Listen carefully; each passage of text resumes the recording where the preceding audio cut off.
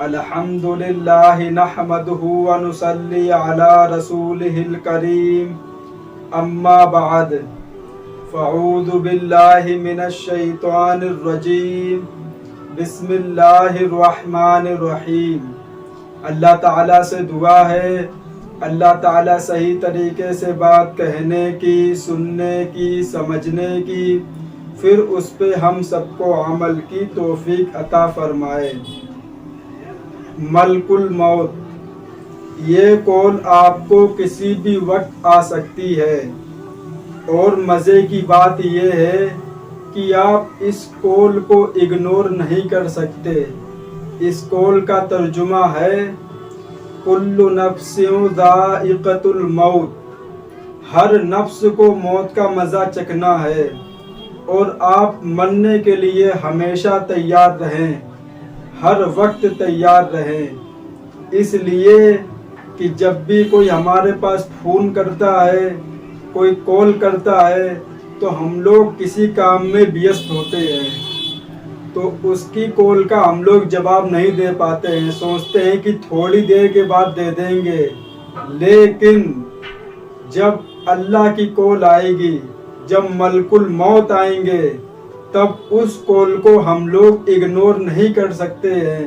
ایسا نہیں ہے کہ ہم لوگ کام کر رہے ہیں تو موت نہیں آئے گی، کھانا کھا رہے ہیں تو موت نہیں آئے گی، سو رہے ہیں تو موت نہیں آئے گی،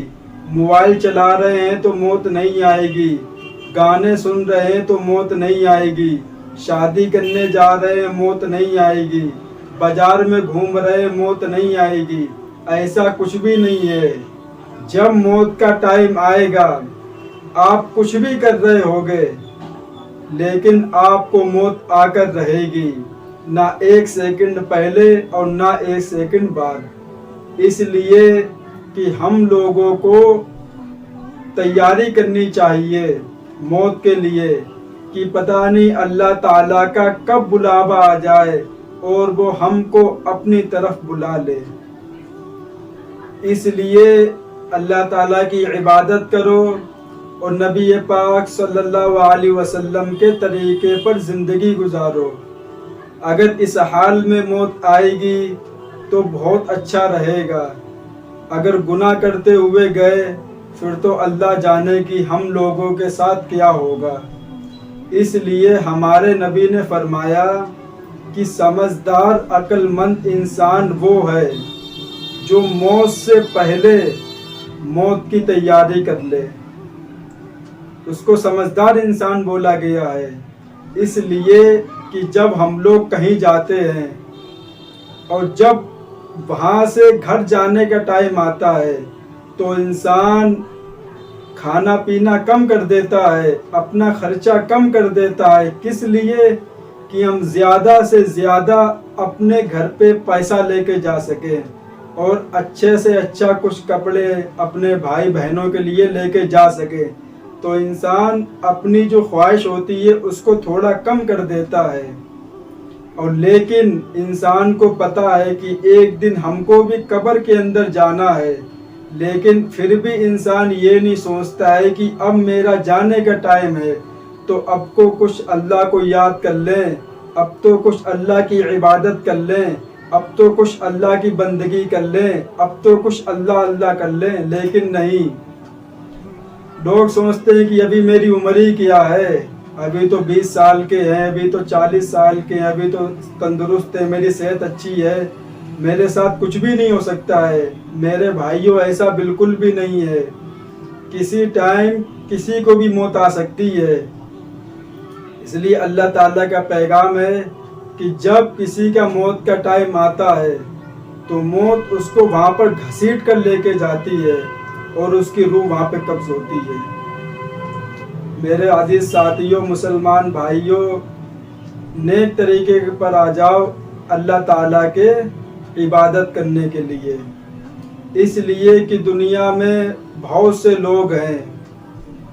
جو کسی کی عبادت کرتے ہیں، جو کسی اور سے اپنی مراد مانگتے ہیں، لیکن مسلمان ایک ایسی قوم ہے جو صرف اور صرف اللہ سے مانگتی ہے، اس لیے کہ اس کو یقین ہے کہ اللہ ہے اور وہ ہماری دعاؤں کو سنتا ہے۔ جب کوئی گندے برے عمل کرتا ہے تو اس پہ سزا بھی دیتا ہے، اور جب کوئی توبہ بھی کرتا ہے تو اس کو معاف بھی کرتا ہے، اس لیے کہ اللہ کا ظرف بہت بڑا ہے، دنیا کا ظرف نہیں ہے۔ آپ دنیا والوں کے ساتھ کتنا بھی اچھا سلوک کر لو، ان کے ساتھ کچھ بھی کرو، اگر آپ ایک غلطی کر دو تو دنیا والے آپ کو بھول جاتے ہیں، آپ سے بولنا بند کر دیتے ہیں، وہ آپ کو معاف نہیں کرتے، کچھ بھی کر لو آپ۔ اور اللہ تعالیٰ کو دیکھو، حدیث میں لکھا ہوا اگر کوئی انسان دن بھر میں 100 بار گناہ کرے اور 100 بار توبہ کرے تو اللہ اس کو 100 بار معاف کرے گا، اس لیے کہ انسان گناہ کر کر کے تھک سکتا ہے، لیکن اللہ اسے معاف کر کے نہیں تھک سکتا ہے۔ پھر بھی ہم لوگ اپنے گناہوں کی بخشش اللہ تعالیٰ سے نہیں کرواتے ہیں، بس گناہ کرتے ہیں اور مزے لیتے ہیں۔ کوئی موبائل میں فحش فلمیں دیکھ رہا ہے، کوئی حرام چیز کھا رہا پی رہا جیسے شراب ہے اور بہت سی نشے کی چیزیں ہیں، انسان کو بالکل ہوش نہیں ہے، اس لیے کہ صرف اور صرف جو کامیابی کا راستہ ہے وہ صرف اسلام بتاتا ہے بس، باقی دنیا میں اتنے مراحل ہیں، اتنے درہم ہیں، کوئی نہیں بتاتا ہے کہ انسان دنیا میں کس لیے آیا ہے، اس کا کیا مقصد ہے، کیوں پیدا کیا اسے۔